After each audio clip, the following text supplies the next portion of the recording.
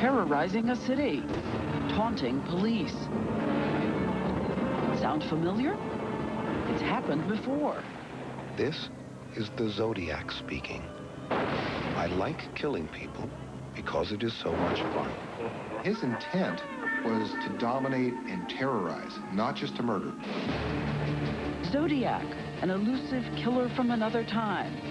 But unlike the DC area sniper, Zodiac looked his victims in the eye, even snipped a souvenir from one victim's shirt. All the while, this victim is dying. Yes. Cold. Beyond cold. Tonight, a promising breakthrough in the case. He left an ominous trail of letters and cryptic puzzles, signed with a chilling trademark, a name tied to the occult. I would then try to recover DNA from the cells that may have been deposited on the letter. Explosive new DNA evidence uncovered during Primetime's year-long investigation, reported here for the first time.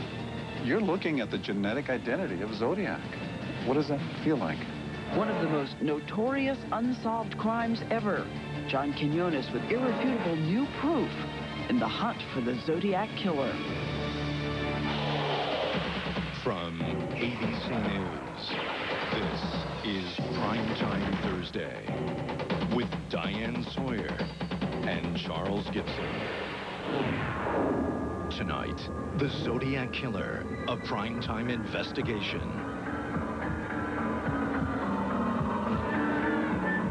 Good evening and welcome. Charlie Gibson's away tonight. Glad to have John Quinones with us. Good to be here, Diane, and welcome to another edition of Primetime Thursday. Well, tonight we bring you a major investigation that at first may sound familiar. A whole region terrified, random killings, a man who leaves a calling card tied to the occult. But no, this is not the Washington, D.C. area sniper. It's one of the most famous unsolved cases in American crime, and John's here to tell us about it. Diane, he called himself Zodiac, and he left behind a trail of bodies and taunting letters. Then, suddenly, the murder stopped, and he went silent. For the past year, Primetime has been digging for clues. The case has been reopened. Cutting-edge science is being used to find the true identity of the killer. And now there's critical new evidence, which we'll tell you about tonight. But first, we take you back to the beginning of Zodiac's reign of terror. Zodiac, a symbol that now stands for terror, has killed 5 and says he's going to kill again. Psychopath who kills for the thrill of publicity. The first killings and the enduring mystery begin not far from San Francisco. It is late one night, 5 days before Christmas, 1968. Nothing appears to stand between Apollo 8 and the moon. Two young lovers, David Faraday and Mary Lou Jensen, are parked beside a country road near the town of Vallejo when headlights appear out of the darkness. The car stops behind them. A man gets out and fires a .22 caliber weapon. Bullet entered where the sign is here and crashed through into the inside of the car. The shooter circles the car, blows out a rear tire, then confronts the terrified teenage lovers. The two victims were ordered out of the car and shot out of the car. A double murder on Lover's Lane. Shocking, especially for a peaceful town like Vallejo. Frightening because it's such a random act. And frustrating because the hunt for the killer turns up nothing. And then, just 6 months later, it happens again, 2 miles from here, at another Lover's Lane. It's after midnight, July 5th, 1969. 22-year-old Darlene Farron and 19-year-old Mike Majot believe the man approaching their car is a policeman until he opens fire. Darlene dies at the wheel of her car. Mike barely survives. No one knows this is the start of a random killing spree until the killer begins writing a terrifying series of letters to newspapers. He calls himself Zodiac. His signature, a symbol of crosshairs in a gun sight. This is the Zodiac speaking. I like killing people because it is so much fun. The police shall never catch me. He brags of his killings, he taunts police, and he terrifies Northern California. Dear editor, this is the murderer of the 2 teenagers last Christmas and the girl on the 4th of July. To prove I killed them, I shall state some facts which only I and the police know. He reveals the exact number of shots fired, the precise positions of the bodies. Even the brands of ammunition used in the attacks are listed in the letters. First of all, they're scary as hell. The San Francisco Chronicle's Robert Graysmith says the Zodiac's letters are full of frighteningly accurate details. Doing such things as describing what the woman was wearing, you know, enough details to tell the police that he was the man. The headlines focus on terror. The public is transfixed by the menacing threat of random murder. Yet for 3 decades, the Zodiac, a brazen serial killer who was so careful about leaving a trail, remains at large. But today, thanks to new crime scene technology, there's reason to believe that time may have run out on Zodiac. Somewhere, perhaps on the back of this postage stamp, or in the seal of this envelope, may be microscopic clues that will now finally lead police to the killer. We're hoping to be able to get some genetic information about the individual or individuals that did seal these envelopes or place stamps on them. In the San Francisco Police Department's state-of-the-art DNA lab, Dr. Sidney Holt is taking up the hunt for Zodiac. Careful as he was, it's unlikely that 33 years ago, Zodiac would worry about leaving behind a genetic trail, or that a kindergartner at the time, little Sidney Holt, would grow up to become a police scientist and come looking for him. If there are cells on those envelopes, we will get the DNA from them and get an answer. This is the dawning of the age. It's the late 60s, the age of Aquarius. When Zodiac appears, San Francisco is the center of a new era of peace and love. Jim Dunbar, a radio and TV personality at the time. This was a wonderful place to be, and suddenly it stopped. This guy stopped it. Stopped it with the murders of those teenage lovers near the town of Vallejo, and with his taunting letters. The Zodiac writes that the secret to his deadly accuracy here at the first murder scene is a little flashlight that he tapes to the barrel of his gun so that he can zero in on his victims in total darkness. He shoots David Faraday as he tries to escape through that door. Betty Lou Jensen is hit with the light beam and the bullets as she runs toward the road. While taking credit, Zodiac includes something else in his letters, a cryptic puzzle called a cipher. If you can solve the puzzle, he promises, you will learn his real identity. Plus, he demands that newspapers publish it on their front pages, or else. If you do not print this cipher, I will cruise around all weekend, killing lonely people in the night until I end up with a dozen. And what did that do to this community? It terrified everyone. 3 newspapers gave their front pages to this man. I mean, that's how terrified they were. At first, nobody solves the puzzle. So in his next letter, Zodiac teases. By the way, are the police having a good time with the code? If not, tell them to cheer up. When they do crack it, they will have me. By today's standards, Zodiac was quite a media genius. Mike Kelleher is a leading expert on criminal behavior, an authority on the psychology of extreme violence, including serial killers. In fact, Kelleher recently wrote the first comprehensive psychological profile of Zodiac. In it, he analyzes each of the Zodiac letters and constructs a portrait of a constantly evolving serial killer. I think the kind of mind it takes is both brilliant and exceptionally sick, evil, sociopathic, based simply on the fact that Zodiac's manipulation of the media was nothing short of brilliant. When the cipher is finally decoded, it sends another chill through the Bay Area. Zodiac's message? He's killing for sport. I like killing people because it is so much fun. It is more fun than killing wild game in the forest, because man is the most dangerous animal of all. But Zodiac is also a liar. He does not reveal his identity. I will not give you my name because you will try to slow down or stop my collecting of slaves. Over the next 2 years, Zodiac writes more than a dozen letters and cards to newspapers. He claims an increasing body count. He includes more cryptic ciphers. This one comes with a greeting card. This is the Zodiac speaking. I thought you would need a good laugh before you hear the bad news. P.S. Could you print this new cipher on your front page? It's a mystery that seems to have a lot of people's curiosity piqued, and I get asked about it with some frequency. After all, the identity of Zodiac is one of the most enduring, unsolved mysteries. And that's why Dr. Sidney Holt is now on the case. She begins with the remaining envelopes Zodiac mailed. More than half disappeared over the decades. First, she removes the stamps and flaps. I would then try to recover DNA from the cells that may have been deposited on the letter when someone had licked it.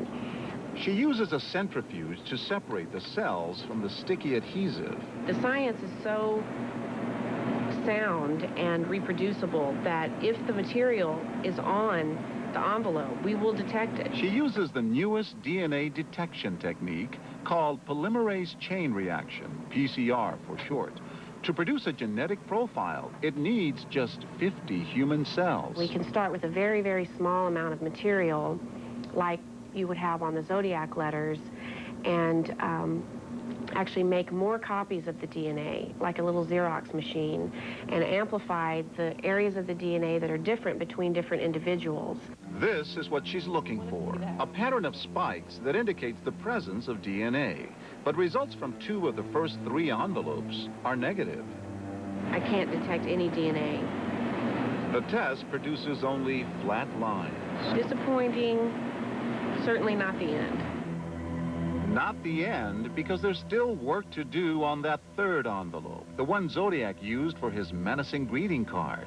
Back when he mailed it in the summer of 1969, Zodiac probably wasn't worried about getting caught with future science. According to Mike Kelleher's profile, back then Zodiac was moving too fast. He evolved very quickly for a serial killer and in very dangerous ways. In fact, Zodiac is now nearing the peak of his bloody frenzy. He was ready to do murder and mayhem. He was ready to do it in daylight. He didn't care who saw him do it. Which is apparently why he comes to this tiny sliver of land. For Zodiac, this would become center stage for something even more strange and macabre. His first performance in full costume. Zodiac sets out to prove he can kill anytime, anywhere. I believe he came here to San Francisco to commit a deliberate murder so that he might garner that attention that had remained so elusive. And a chance to end the horror slips away. I do feel I've second-guessed myself that night. When Primetime returns. The summer of 1969, the Zodiac killer had murdered 3 young people and mortally wounded another in 2 separate attacks on couples parked in lovers' lanes. As we pick up our Primetime investigation, Zodiac is poised to kill again. But this time, he's looking for a way to get even more attention. In a perplexing twist, the Zodiac killer draws inspiration from a strange place, The Mikado, a Gilbert and Sullivan comic opera. In his letters, Zodiac assumes the role of the Mikado's Lord High Executioner. As someday it may happen that a victim must be found. As someday it may happen that a victim must be found. I've got a little list. I've got a little list of society's offenders who might well be underground, who would never be missed. It was probably something he enjoyed in his youth or was passed on to him. And it had tremendous symbolism. September 27th, 1969. For his new role of executioner, Zodiac chooses a peaceful setting in the heart of California's wine country. His fantasy-driven motivations were at their extreme. He was feeling very confident at that point. And his intent was to dominate and terrorize, not just to murder. Zodiac's victims, 22-year-old Cecilia Shepard and 20-year-old Brian Hartnell. It's late afternoon, the end of a warm, sultry day in the Napa Valley. Brian and Cecilia are sitting on a picnic blanket, overlooking the awesome beauty of Lake Berryessa. The setting is serene, tranquil, romantic, perfect for a young couple in love. But then suddenly Cecilia notices they're not alone. Just steps away, she spots a figure behind a tree.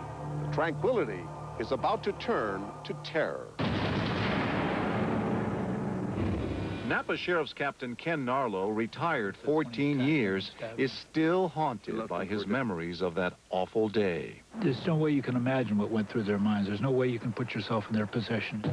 It was a bone-chilling sight. The stranger lunging toward them with a pistol in his right hand, a foot-long knife strapped to his hip, and coils of plastic clothesline stuffed inside his jacket. He was dressed from head to toe in black gloves, black military shoes, and he was wearing a black hood like this one, with the eye holes cut out.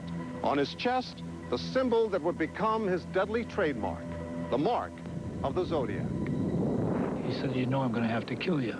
And of course, that's when he attacked them and stabbed them. The Zodiac was not yet done. While his two young victims lay moaning, bleeding from the massive stab wounds, police say he walked over to Brian's sports car, a Carmen Ghia like this one, and scrawled a chilling message on the passenger side door.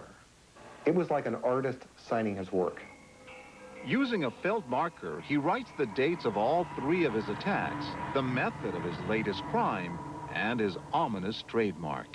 It was essentially snubbing his nose at law enforcement and basically telling others that, hey, I've been here, I can do what I want, I can do it as often as I want, and there's nothing you can do about it. Brian, as I recall, was stabbed 5 times in the back, and Cecilia was stabbed approximately 5 times in the front and in the back, a total of 10 times.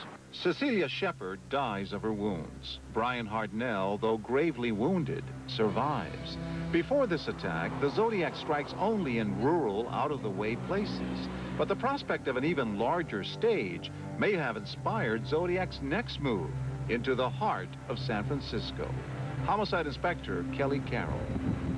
I believe he came here to San Francisco to commit a deliberate murder so that he might garner that attention that had remained so elusive. And with the murder of Paul Stein, he gained that notoriety. 10:30 p.m., October 11th, 1969. 29-year-old yellow cab driver Paul Stein takes a passenger from downtown to an exclusive neighborhood called Presidio Heights. The cab stops here at the corner of Washington and Cherry. Probably as Mr. Stein turned to collect his fare, the Zodiac shot him in the right side of his head. One shot. One shot. For the Zodiac, this is a real departure from his previous assaults. Before this, he ambushes only young couples on remote lovers' lanes in the suburbs. This time, he kills a lone cab driver in a wealthy neighborhood in the big city, trying to prove, it seems, that he can kill anyone, anywhere. As if to underscore that point, he does something extraordinary here, even for the Zodiac. He had planned this and taken deliberate time to not only kill Mr. Stein, but then to tear away at his shirt and carry it away with him from the scene. All the while, this victim is dying. Yes. Cold. Beyond cold. Beyond cold. Inspector Carroll inherited Paul Stein's murder as a cold case 2 years ago, but he still feels a chill as he examines the cab driver's bloody shirt. Well, as you can see, the shirt is blood-stained. And what appears happened is that the backside, what would be the tail of this shirt, has been cut out. Incredibly, the Zodiac lingers here at the murder scene for quite a while, collecting his trophies, the cab driver's wallet, his ID. He then calmly walks up Cherry Street. Little does he know that just around the corner, a police squad car is approaching. What did you see when you came down this road? My headlights went on to an individual who was walking in the shadow of the trees at the time. It may be the closest Zodiac ever comes to getting caught. Officer Don Falk has just heard a description of the killer over his radio, but the suspect is mistakenly described as African-American. When the headlights hit him, I took a look at him, and it was a white male, and continued on. Moments later, Falk's radio corrects the description, but by then, the suspect has disappeared. At this point, police are investigating a routine murder and possibly a robbery by an unknown assailant. They have no idea that this is a Zodiac killing. But 3 days later, another letter. This is the Zodiac speaking. I am the murderer of the taxi driver. To prove this, here is a blood-stained piece of his shirt. The first one was received October 14th, 1969. It was sent to the San Francisco Chronicle. Over the next several weeks, Zodiac sends 2 more swatches of the bloody shirt along with letters taunting the police for failing to catch him. And he confirms that he was spotted that night by Officer Fount. I do feel I second-guessed myself that night. That you should have stopped him. Should have stopped and talked to him. But we didn't. Hey, pig, doesn't it rile you up to have your nose rubbed in your boo-boos? I can only imagine the frustration on the part of the detectives at the time. It would be almost unbearable in terms of not only the professional but personal challenge that's laid out to catch this man. The police shall never catch me because I have been too clever for them. He didn't say catch me if you can. He said you can't. And then, in a new letter, Zodiac's taunting turns into an unthinkable new threat. School children make nice targets.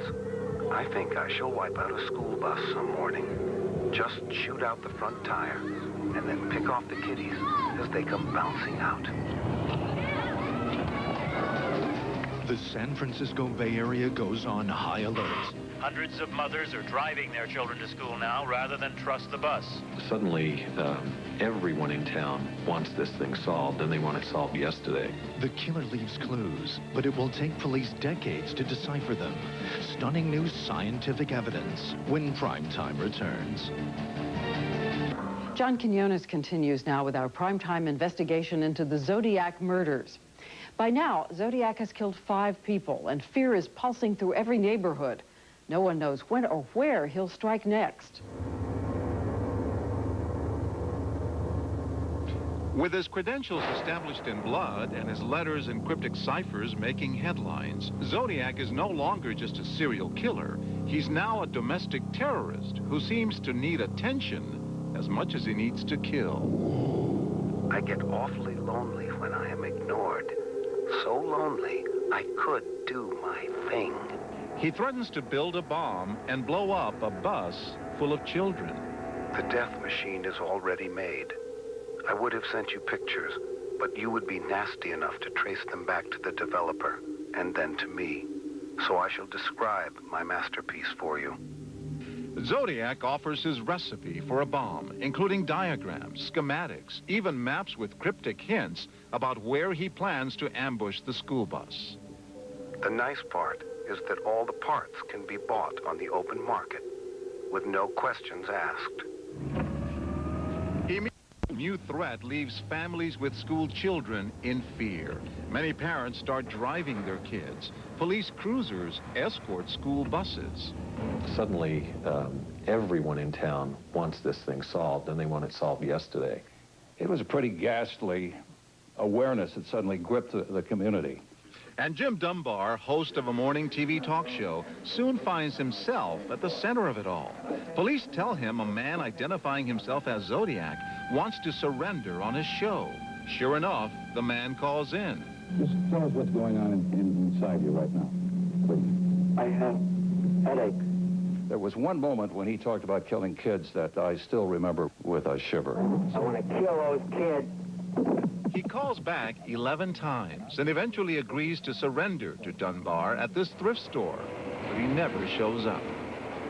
So the cops were taking this phone call seriously? Yeah, they were satisfied that this could be the guy. Maps, diagrams, and threats aside, Zodiac never does attack a school bus, but his letters keep coming, and it seems everyone in San Francisco is looking for a crazed madman. And yet, Mike Kelleher's profile of Zodiac is a man who no one would suspect. He would be maybe a little gruff, maybe wouldn't socialize a lot, but wouldn't stand out in a crowd. And I think he was probably working a regular job during most of that period. But back in 1969, profiling a serial killer is still a thing of the distant future. In fact, police at the time are stymied. A composite sketch of the killer, released shortly after the cab driver murder, describes Zodiac as 35 to 45 years old, of stocky build, and wearing thick-rimmed glasses. His hair, possibly reddish-brown. And now, decades later, Dr. Sidney Holt finds what appears to be a reddish-brown hair stuck behind a stamp peeled from this letter. Could this tiny strand bear Zodiac's DNA fingerprint? She examines it, but again, no luck. The hair didn't have any recognizable root structure that would have the kind of DNA that we analyze in the crime lab.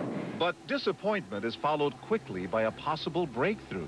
Remember that taunting greeting card? Dr. Holt gets a tentative result from the outside of the envelope that contained it.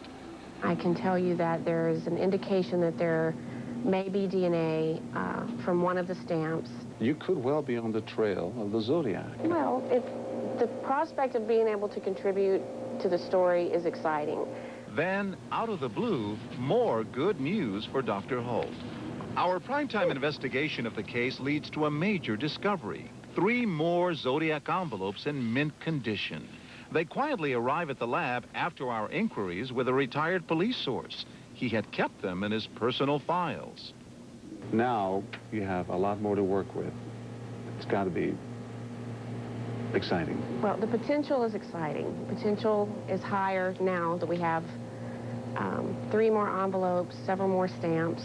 Exciting because Homicide Inspector Kelly Carroll and his partner Mike Maloney can then compare it with DNA samples from anyone suggested as a possible suspect, something the original Zodiac investigators could only have dreamed of. Might have seemed like Buck Rogers science fiction to them, but if the Zodiac is solved, it'll be solved by the use of technology and science. More than 30 years later, nagging suspicions that can't be put to rest. I need to know if my father, the guy who held me when I was a baby, was a serial killer. He'll get his answer tonight on Primetime. Stay with us. Primetime investigation continues. Once again, John Quinones. After 3 decades, the Zodiac's painstaking care to avoid detection may be over. DNA lab results may finally provide a genetic trail back to the killer. This is the Zodiac speaking. Like I have always said, I am crack-proof. If the blue meanies are ever going to catch me, they better get off their fat asses and do something. In a corner of the San Francisco Police Homicide Office, the Zodiac murder case occupies an entire file cabinet. Inside, records on scores, if not hundreds, of possible suspects, but not enough evidence to make an arrest. Zodiac has fooled investigators for 33 years now, and yet... We still get calls almost daily from people who believe they know who the Zodiac is. Websites and discussion groups abound, fueled by retired investigators, amateur sleuths, and armchair experts. This case is a lightning rod in many ways for people's fascination with the horrors of crime. Earlier this year, in fact, fans of the Zodiac mystery formed an amateur investigators task force. They gather near Vallejo at one of the murder scenes. But nobody here or anywhere has been chasing Zodiac longer than former newspaperman Robert Graysmith. Now, there are a lot of strange theories and things, but it fits one man. It fits one man only. His suspect is a former San Francisco Bay Area resident, a school teacher named Arthur Lee Allen. Graysmith has painstakingly compiled a mountain of circumstantial evidence over the years, including witnesses who place Allen at or near every Zodiac murder scene. Victim Darlene Farron's complaint of a stalker who, like Allen, called himself Lee. Allen's watch, brand named Zodiac, with a logo identical to the one used by the killer. And there are footprint impressions taken at the site of the Lake Berryessa shootings and traced to a rare military shoe. There were a limited number of them. Our suspect wears them. It's not just that. He's a size 10.5. The shoes that were pressed into the dry sand of Lake Berryessa, size 10.5. Allen doesn't resemble the composite sketch, but even that could be explained in a Zodiac letter. I look like the description passed out, only when I do my thing. The rest of the time, I look entirely different. And in this police report, 1 year before the Zodiac murders, Allen reportedly tells a friend that he plans to kill couples at lovers' lanes, attach a flashlight to his gun and shoot people in the dark, write letters to harass police, and that he plans to call himself Zodiac. To know about Zodiac before there was a Zodiac, to use the symbol, to wear that watch, and to be at the crime scenes, and to know the victims, he would have to be Zodiac. But Graysmith also lacks any physical evidence, and 9 years ago, Arthur Lee Allen died without ever being named a suspect by police. However, if Dr. Sidney Holt can find enough genetic material from Zodiac's stamps and letters, she can compare it to a wafer-thin slice of brain tissue from Arthur Lee Allen's autopsy. This brain tissue from Arthur Lee Allen is the reference sample that I would use for the comparison. Dr. Holt has already detected the possible presence of Zodiac's DNA in the seal of the envelope that contained the greeting card. And just in case that test fails to produce a full DNA profile, she also prepares to look for DNA beneath the stamps on 2 of these 3 letters. Depending on whether those DNAs match each other, might allow me to include or exclude Arthur Lee Allen as potentially contributing the DNA on the Zodiac letters. Mike Rodelli is another passionate amateur investigator. He is certain that Arthur Lee Allen is not the Zodiac killer. Instead, Rodelli believes Zodiac is not only still alive, but that he's one of San Francisco's most wealthy and prominent citizens.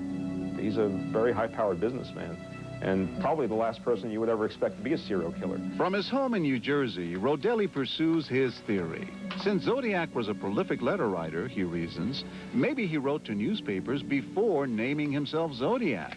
So Rodelli sifts through old letters to the editor and surprisingly finds a peculiar one in a California newspaper exactly 6 months after the first murders. It mentioned the specter of young people lying dead and wounded in the street. And that had already happened at Lake Herman Road in December of '68. The letter writer signs using his real name. Rodelli tracks him down. As it turns out, at the time of the cab driver's murder, Rodelli's suspect lived within a couple of blocks of the crime scene. You know, if you have a suspect who's living in a house overlooking the crime scene or the search area, then this person can both view the search and also be totally immune from being captured because he's watching from the comfort of his own living room, basically. In his letters, Zodiac taunts police while admitting that he did remain near the murder scene, watching the police search from the safety of a hiding place. I enjoy needling the blue pigs. Hey, blue pig. The dogs never came within 2 blocks of me, and they were to the west. The motorcycles went by about 150 feet away. We ask Officer Don Falk to take us back to the place where he spotted the man he later realized was Zodiac. He came down the north side of the street and turned and went up a flight of stairs into a courtyard. He brings us very close to the house, then occupied by the man Mike Rodelli suspects. How do you feel to have brought us almost right to the doorstep of an individual that has been singled out? Well, I feel a little bit miffed about it, that this individual wasn't pointed out by somebody before now. I feel pretty sure that I've discovered the Zodiac killer. Am I certain? Can I ever be 100% certain? No. Well, maybe he can be. We call Rodelli's suspect at his office. He says it's, quote, insane to suspect that he is Zodiac, and he agrees to give us a sample of his DNA to compare. It sounds so strange, the idea that one of San Francisco's prominent citizens could also be the city's most notorious serial killer. But then, consider the story of this graduate journalism student in New York. My father, Charles Clifton Collins, may be the Zodiac killer. William Collins first had that chilling thought when he picked up a book on the Zodiac killer a few years ago. And I popped it open, and the very first thing my eyes hit in that book was a postcard with that strange scrawl on it. I just got the creeps, and I thought, oh my God, that's my dad's handwriting. As Collins reads the book, he finds many more coincidences. His father looks like the composite sketch. He wore military-style shoes, size 10.5, just like Zodiac. He lived in San Francisco only during the time of the killings. Collins even finds his father's initials, CCC, on this card sent by Zodiac to Gold Police. But he keeps coming back to the handwriting and finds some very odd similarities. My dad wrote a letter where he wrote the word who, H-O-O, and the Zodiac wrote a letter where he said it won't do, D-O-O. Very strange similarities like that. Charles Clifton Collins died in 1993, but his son wants to know the truth about his suspicions. So he gives us an old letter sealed by his father and a sample of his own DNA for verification. Now he waits in dread while Dr. Sidney Holt at the San Francisco Police Lab tries to isolate Zodiac's DNA. So I need to know if Charles Clifton Collins, my father, the guy who held me when I was a baby, I need to know if he was a serial killer. I have to know. I have to know. I just have to know. The moment of truth, 3 decades in the making. The DNA tests come back from the lab. You get an adrenaline rush, knowing that part of this puzzle has been revealed to you. A major breakthrough in the hunt for the Zodiac when Primetime returns. Will finally know whether he left a telltale clue behind. Will the Zodiac killer finally be revealed? This is the San Francisco Police Department's DNA lab 6 days ago, exactly 33 years to the day after Zodiac murdered taxi driver Paul Stein. Dr. Sidney Holt is about to answer the question, did the Zodiac killer leave a genetic trail that could lead to his capture? The answer is yes. I found a partial DNA fingerprint from a male individual who at some time has had contact with the stamp. You're looking at the Zodiac killer's genetic identity, the peaks on this graph. It excites the senses. Homicide Inspector Kelly Carroll. You get an adrenaline rush, knowing that part of this puzzle has been revealed to you. What Dr. Holt finds is 4 out of a possible 9 DNA markers, plus an indicator of gender. XY means male. Not enough to positively identify anyone as Zodiac, but it's enough to narrow suspicions or perhaps even eliminate suspects. Next, Dr. Holt compares the partial profile from the Zodiac letter, the pattern of peaks on that bottom row, to a DNA sample from Bay Area schoolteacher Arthur Lee Allen along the top there.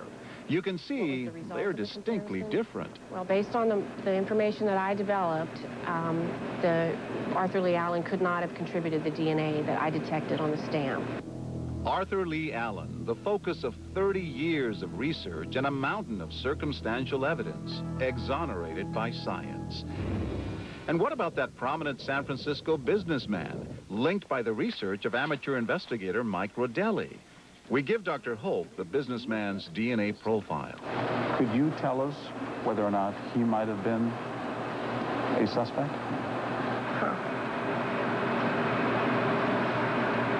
You know, I've looked at the Zodiac data so much, I can tell you just by looking at this result that this person is not a match with the evidence sample. But what about this man, Charles Clifton Collins? He looks just like the composite sketch, and his handwriting convinced his own son, William, that he and Zodiac are one and the same. When we present the Collins DNA profile to Dr. Holt, she stops the interview. This needs a closer look. Can I have a minute to go look at some different data at my desk? She leaves for a more detailed comparison. A few minutes later, she's back. Okay, you've had a chance to review it. What can you tell us? And it's another sample that doesn't match with the evidence. The comparison was made, and it's very clear that your father was not... not the guy, huh? The man. This is a good day in my life. A very good day. I am very, very, very relieved. Zodiac's partial DNA profile has already eliminated possible suspects. It's now an invaluable investigative tool. But is there more evidence out there? After all, in his letters, Zodiac claimed many more victims than the 5 police attributed to him. Inspector Carroll keeps coming back to the murdered cab driver's bloody shirt. Zodiac cut off a large piece of it, but mailed only 3 small swatches to newspapers. Where is the rest of it? Do I think it's still out there? I want to believe it's still out there. And actually, I do think it's still out there. Perhaps in a drawer among the keepsakes of an old man. Perhaps this video of the cab driver's shirt or the image of Zodiac's frightening costume. Might any of this spark something in someone's memory or revive someone's conscience? Do you think the Zodiac is still alive? Maybe even watching this tonight? Certainly the possibility exists that Zodiac is still alive. He would be probably in his 60s. I know that if he is, he's got to be a little more uncomfortable about the fact that the police have taken one step forward, one step closer to catching him. And I hope he's worried if he is watching. Perhaps Zodiac could also be dead. The possibility of suicide was raised by the killer himself in his last confirmed letter, dated 1974. He signs off with a disturbing lyric from his favorite comic opera, The Mikado. He plunged himself into the billowy wave, and an echo arose from the suicide's grave. Was he about to kill himself, or only his identity as Zodiac? The answer, for now at least, still remains a mystery. The San Francisco Police Department has set up a special email address for people to send leads and tips. You'll find that address and more on the Zodiac murders at abcnews.com. We'll be right back.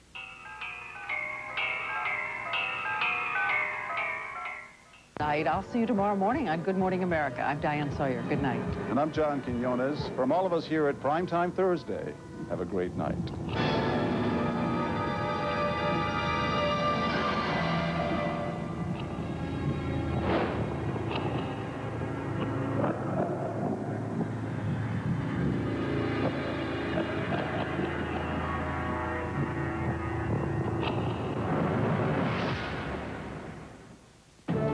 This has been a presentation of ABC News. More Americans get their news from ABC.